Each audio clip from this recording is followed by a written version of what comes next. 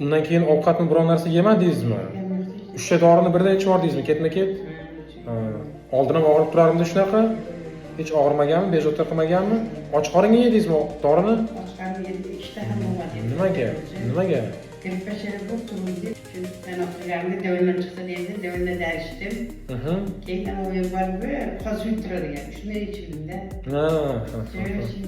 Dorilarni ko'paytirib yuboribsiz-a? Qon suyultiradigan kechga yozilgan qo'la. Kechga yozib berdim shekilli uni. Kechga ertalab ichdingizmi? Ertalab ichganingizdan alaqasi ketdi. Och qoringa ichmang, uni holi bo'lmaydi. Hozir bu yerda ukol ham bor, kapsula ham bor. O kapsulani bitta kapsuladan 2 mahaldan 3 kun ichib turasiz xola. Hozir ukolni qo'yishadi. Qon suyultiradigan dorini hech qachon och qoringa ichmang. Oshqozoningizni og'rig'ini kuchaytirib yuboradi. Kechki paytga ovqatdan keyin tavsiya qilinadi soat 8:30-9 da.